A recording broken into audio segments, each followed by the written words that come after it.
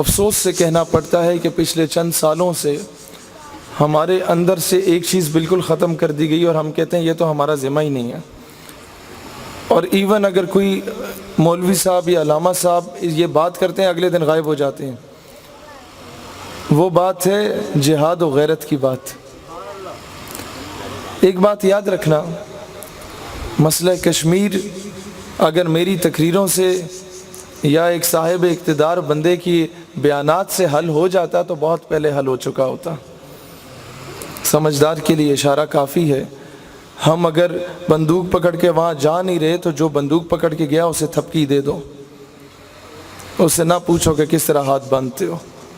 وہ عزت ڈیزرو کرتا ہے، کیونکہ جب کفر نے تم پہ حملہ کیا اس نے نہیں پوچھی یہ باتیں.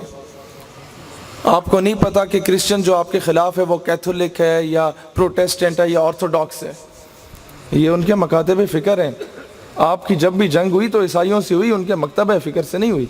اب بات آگے میں ایک چیز بہت اہم سمجھانے کی ضرورت ہے کہ یہ جو لوگ ہمیں کہتے ہیں معاشی استحصال ہے، ہمیں آسیہ کو رہا کرنا پڑا، ہم نے قرضے لینے تھے، ہم نے فلاں فلاں بندے کو گرفتار کرنا پڑا، ہمیں قرضے چاہیے تھے، آپ کیا چاہتے ہیں میں کشمیر میں جا کے ہندوستان کے خلاف جنگ کر لوں؟ پتہ نہیں ہے ہم غریب ہیں. اب سنو، غربت میں گزارا ہو سکتا ہے، بے غیرتی میں گزارا نہیں ہو سکتا. اب سنیں، محمود غزنوی جب سومنات پہ 17واں حملہ کرنے گئے، سومنات کے بت کو تار تار کرنے سے پہلے ہندو بنیے نے پورے برے صغیر کے سونے ہیرے جواہرات لا کے محمود غزنوی کے قدموں میں رکھ دیے اور کہا کہ تم لوگ جو مسلمان ہو نا، کھانے کو 2 وقت کی روٹی نہیں ہے تم لوگوں کے پاس، پہننے کو صحیح کپڑا نہیں ہے تم لوگوں کے پاس، یہ لو سونے لو، ہیرے لو، جواہرات لو، اپنی معاشی صورتحال بہتر کرو، اس بت کو بخش دو. محمود غزنوی کا اب سنیں غیرت کیا ہوتی ہے. محمود غزنوی کہتا ہے کہ آج اگر میں اس سونے ہیرے جواہرات کو تسلیم کر لیتا ہوں اور اس بت کو بخش دیتا ہوں تو آنے والی نسلیں مجھے محمود بت فروش کے نام سے جانیں گی، بت شکن کے نام سے نہیں جانیں گی.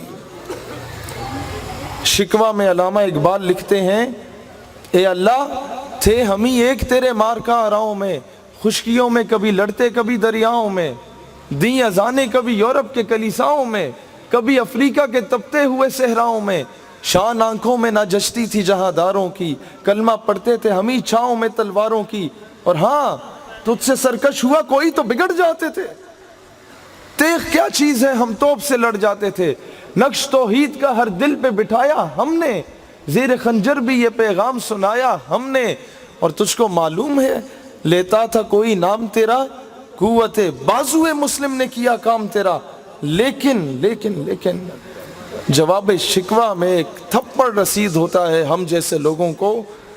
جواب آتا ہے تھے تو آبا، جواب آتا ہے میرے قرآن کو سینے سے لگایا کس نے، نو انسان کو غلامی سے چھڑایا کس نے، تھے تو آبا وہ تمہارے ہی مگر تم کیا ہو، ہاتھ پر ہاتھ دھرے منتظر فردہ ہو کہ باہر سے کوئی محمد بن قاسم آئے گا اور عافیہ صدیقی کو واپس لے آئے گا، ہمارے حکام بالا سے تو واپس نہیں آتی. تم کیوں نہیں؟ یہ کیوں ہوتا ہے؟ جب آپ سارا سال داند بجاتے رہیں گے نا، جب آپ سارا سال ڈھول ڈھمکے میں خوش رہیں گے تو حاکم وقت بھی آپ کو اپنی طرف مائل کرنے کے لیے داند بجائے گا، وہ کانسرٹس کرے گا تاکہ مجمع لگے اور اس کی بات کسی بہانے سنی جائے. پھر جب آپ دیکھیں ربیع الاول میں سارے محافل انعقاد کراتے ہیں تو حاکم وقت بھی محافل انعقاد کرا لیتا ہے کہ کسی بہانے عوام کو اپنی طرف متوجہ کریں. اسی طریقے سے آج یہ جہاد کرنا شروع کر دو، ایک وقت آئے گا جب حاکم وقت بھی کہے گا اب گھوڑے تیار کر لو، مجبور ہو جائے گا. یاد رکھو قومیں جنگ لڑتی ہیں، افواج نہیں لڑتی. قوم دلاسا دیتی ہے اپنی افواج کو. یہ چونڈا پہ सिविलियंस थे जिन्होंने जिस्मों से बम बांध के हिंदुस्तानी टैंकों पे कूद पड़े थे, ये माएँ बहनें थी जिन्होंने खाइयाँ बेलचे लेकर निकल गई थी। वो माँ थी पठान, वो GHQ में 6 सितंबर की तकरीब थी, उससे पूछा गया तुम्हारा बेटा शहीद हो गया, क्या तासुरात हैं।